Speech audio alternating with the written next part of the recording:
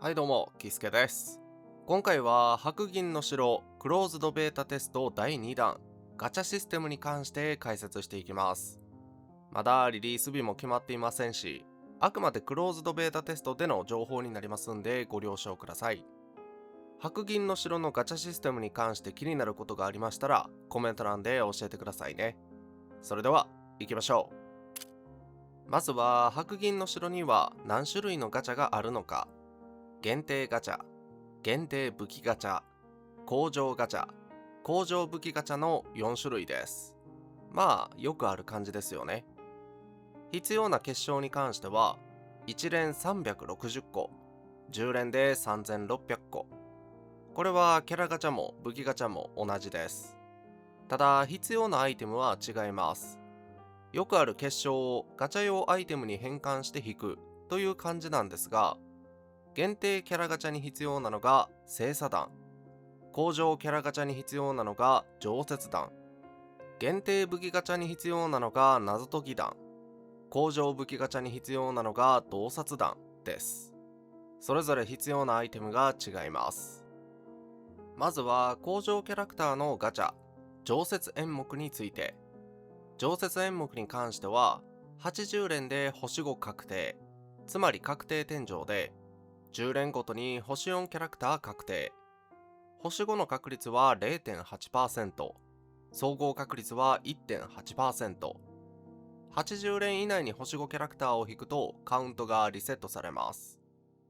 この総合確率というのがちょっとよくわからなくて、もしかしたら天井が近くなることで内部的に星5の確率が上がっているのかもしれません。ただゲーム内で見れる詳細に記載はありませんでした。常設演目に関しては本当よくあるガチャだなという印象。現在工場星5キャラクターは3体いるんで、約33%ずつ均等に振り分けられているという感じです。次に工場武器のガチャ常設モノローグについて。常設モノローグに関しては工場キャラガチャ常設演目と全く同じ。80連で星5確定、つまり確定天井で、10連ごとに星4武器確定。星5確率が 0.8%、総合確率は 1.8%。80連以内に星5武器を引くとカウントがリセットされます。全く同じですよね。ただ、工場星5キャラクターが3体なのに対し、星5武器は4種類です。なので、目当ての武器を引こうとすると、星5キャラクターより確率は下がります。続いて、皆さんが気になっているであろう、限定キャラクターのガチャ、限定演目について。限定演目に関しては、100連でピックアップキャラクター確定、つまり確定天井で、10連ごとに星4キャラクター確定。星5の確率は 0.8%、総合確率は 1.8%。100連以内にピックアップキャラクターを引くとカウントがリセットされます。仮天井らしきものは記載されていませんし、50%、50% なんてシステムもありません。出てくる星5キャラクターはピックアップキャラクターを合わせて4体なんですけど、詳細一覧の記載通り汲み取ると全て同じ確率 25% ずつです。これはなかなか厳しめかもしれませんよね。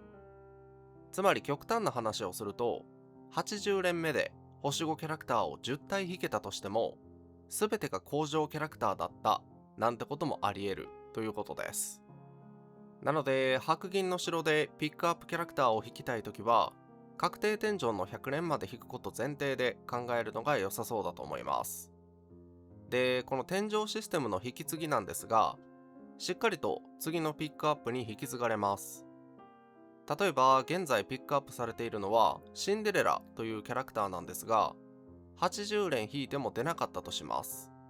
そうするとシンデレラ5の限定ガチャはあと20連引けばピックアップキャラクターが確定で手に入るということですよね。中途半端に引いてしまったとしてもしっかりと次の限定ガチャに引き継がれるんで無駄にならないということです。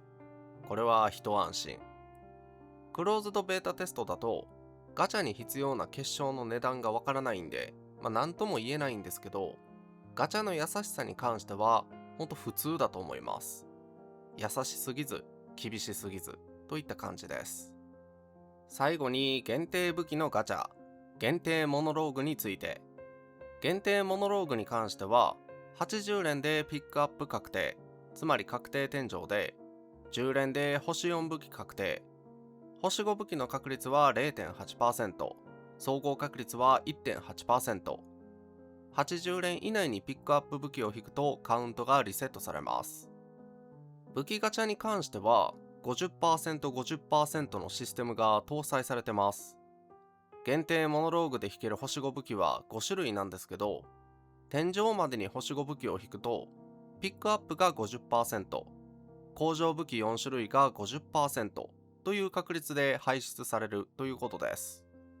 これを限定キャラの方でもつけてくれよと言いたくなりますし、武器ガチャにすり抜けがあるのかという気持ちも正直ありますね。なかなか強気の設定だと思います。で、限定モノローグに関しても天井の引き継ぎがあります。限定キャラは100連天井で 50%50% がなし。限定武器は80連天井で 50%50% あり。まとめるとこんな感じです。皆さんは白銀の城のガチャシステムに関してどう思いますか？いかがだったでしょうか？今回はクローズドベータテスト第2弾で確認できる白銀の城のガチャシステムについて解説してみました。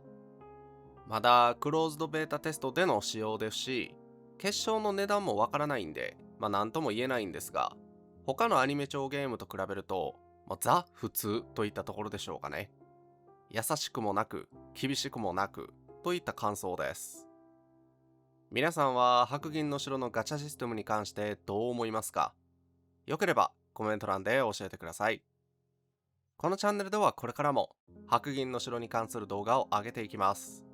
この動画が良かったなと思った方は、高評価で応援、チャンネル登録していただけると嬉しいです。最後までご視聴ありがとうございました。さよなら。この子すごくない？いや、ちょっとね、ちょうど、限定ガチャのね、すり抜けで星5のキャラクターが出てくれたんですけど、この子すごいよね。ビジュアルが。むっちむちやん。えぐいな。いや、特にね、制作陣のこだわりを感じるんですけど、太もものタイツでいいのかなこれって。どういう服装なのかちょっとわからんけど、透け感がえぐいね。で、ちゃんと揺れ判定もあるわ。この部位。いやー、ものすごいゲームだと思いますね。